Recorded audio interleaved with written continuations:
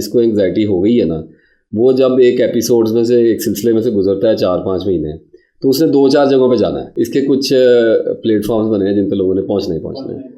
अब उसमें एक ये है कि साइकियाट्रिस्ट के पास जाएंगे, साइकोलॉजिस्ट के पास जाएंगे, लोग बहुत घबराते। हालांकि अब तो बहुत चेंज आ गया, काफ़ी हद तक ये फैशन में भी आ गई बड़े शहरों में।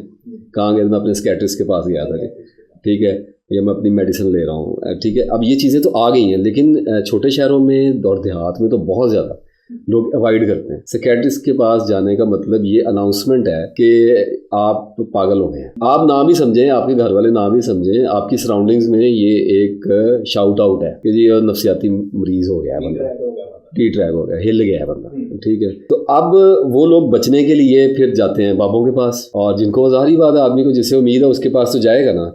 फिर लोगों ने दरबारों पे भी जाना है, लोग दुआएं भी करते हैं, नमाजें भी पढ़ते हैं, दुआएं करते हैं, कुरान पाक पढ़ते हैं, रो रो के दुआएं मांगते हैं कि या अल्लाह में ठीक कर दे, ये मेरे साथ क्या हो गया। लेकिन ये जो बाकी सारे मामलात हैं, इसको बिल्कुल दवाई की तरह लोग लेते हैं कि जी फलां वजीफ़ा कर रहे हैं, फलां बाबा जी ने कोई दम करके पानी दे दिया, अब क्यों रहेगा। इसी तरीके से फिर कुछ लोग हैं जो जाते हैं आमलों के पास कि चलें जी आप करा लें, हिकमत से इलाज करा लें, होम्योपैथी से करा लें, दम दरूज कर लें, आपका हक है, आप जो मर्जी करें, आराम आता है तो ठीक है, किसी को क्या हर्ज वाली बात है। अगर नहीं आ रहा, जो कि नहीं आता, तो आप जाते हैं डॉक्टर्स के पास। अब डॉक्टर्स 2 तरह के बैठे हुए हैं। सबसे पहला चक्कर आपके पास लगना है गैस्ट्रोएंटरोलॉजिस्ट के पास, क्योंकि पेशेंट मानने के लिए तैयार नहीं है कि मेरे यहाँ पे प्रॉब्लम आया है। अभी इसने तो नहीं दर्द की लहरें पैदा करनी, वो अब या यहाँ पे पैदा करेगा या यहाँ पे पैदा करेगा। वो कभी हार्ट की सीनियर करा करू के जब हर तरफ से फारग हो जाएगा तो डॉक्टर्स उसको पुश करेंगे कि यार आप अपना ना मैदा चेक करा लें, आपको गैस्ट्राइटिस है, एसिडिटी है, आपको कोई इस किस्म के मसले मसाइल हैं। वो बेचारा जाएगा गैस्ट्रोएंटरोलॉजिस्ट के पास जाएगा, उसने राइजर दे देना है, मैं नाम नहीं लेना चाहता, बहुत सारी चीज़ें, गैविस्कॉन मिल गया, इस किस्म की चीज़ें हैं, कुछ मेडिसिन दे देगा आपको, थोड़ा सा लिब्रेक्स वगैरह और बहुत सारी चीज़ें हैं। वो मेडिसिन देंगे, आप आगे खाएंगे, आपको थोड़ा सा लगेगा फिर वही क्योर आया है, क्योर आएगा, थोड़ा फील होगा कि अब थोड़ी गैस वगैरह से कभी जान छूटी है, तो आपको लगेगा यार थोड़ा सा कोप हुआ है। मसला वही है, हफ्ते बाद आपने फिर एक नई कहानी में चले जाना है कि अब ये इधर से हट गए तो अब ये इधर आ गया है, ठीक है।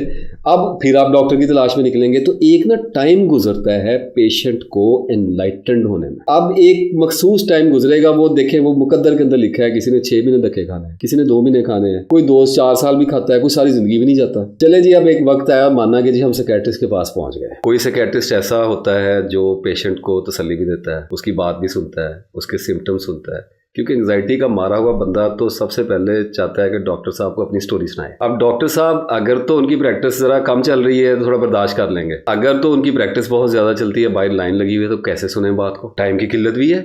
तो अगर मिजाज भी अच्छा होगा तब भी फंस गए कि अब वो पता है कि हर पेशेंट ही यही स्टोरी लेके आ रहा है। तो आमतौर पे ये होता है कि इस तरह के डॉक्टर बहुत कम अवेलेबल हैं जो पेशेंट की बात को तसल्ली से सुने। तो अब साइकियाट्रिस्ट के पास जब बंदा पहुंचता है तो वो अभी बेचारा शुरू ही होता है बताने के लिए, तो डॉक्टर साहब ने पेन उठाया और वो शुरू कर दिया, और वो उसमें गलत नहीं है।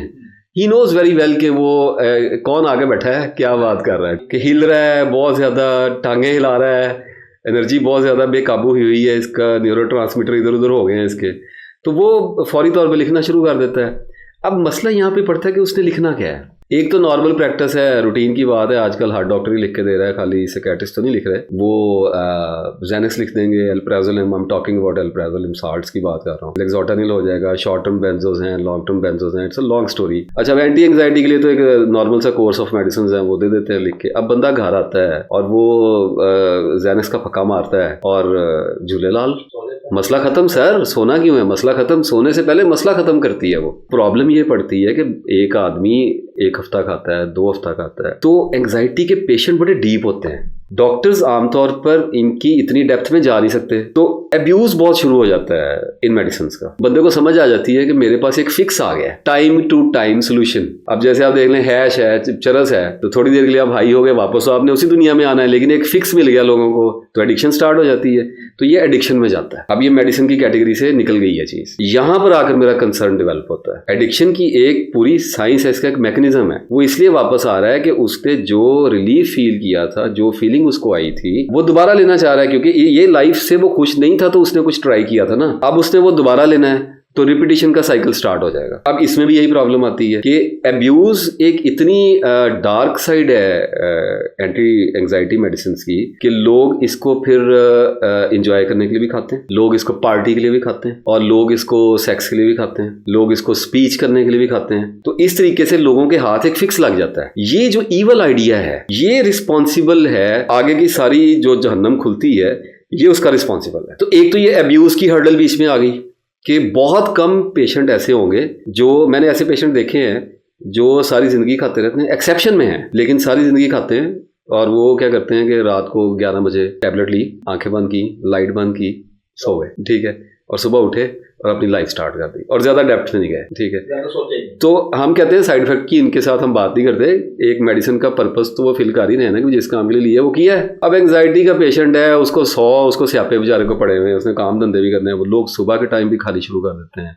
दोपहर को भी खानी शुरू कर देते हैं। तो उससे बचने के लिए लोग इस फिक्स को स्प्रेड कर देते हैं ऑल ओवर द लाइफ। उसके नतीजे में डैमेज जो है ना वो 100% बढ़ के उनको हिट करता है। अब होता क्या है कि आपने 1 हफ्ता खाई, 2 हफ्ता खाई तो इसकी टॉलरेंस हिट हो जाएगी। मतलब इसका सादा लोगों के लिए ये है कि अब दवाई असर नहीं कर रही। एंटी एंजाइटी मेडिसिन का हाफ लाइफ होता है, किसी की 6 घंटे की हाफ लाइफ है, किसी की 12 घंटे, लेक्सोटन तो मेरा ख्याल 72 आवर्स पे है, लॉन्ग हाफ लाइफ है उसकी।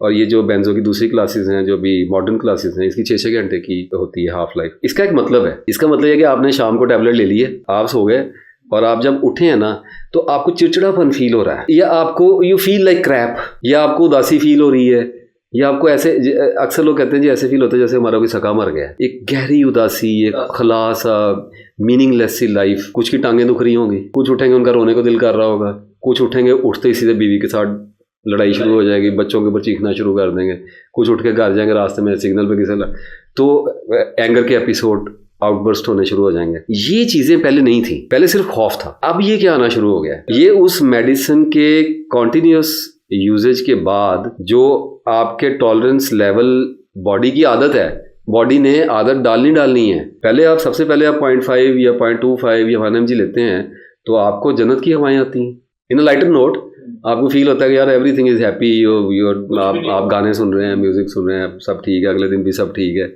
लेकिन एक लिमिट है। और उसके बाद आप यकदम अचानक आप कहेंगे कि अब ये मेरे साथ क्या शुरू हो गया। तो नेचर तो माइंड की एंशियस ही है ना। अब वो और डिटेल में जाके उसको वो कूड़ा जो है वो छानना शुरू कर देगा, अब ये क्या हो गया मुझे, वो क्या हो गया मुझे, वे क्या। फिर डॉक्टर्स के चक्कर लगने शुरू होंगे, या तो डोज बढ़ेगी या मेडिसिन चेंज होंगी। कहानी तो एक ही रहनी है कि आप डिपेंडेंसी में चले गए। आपको हर एक मखसूस मुद्दत के बाद टॉलरेंस हिट कर रही है बॉडी की।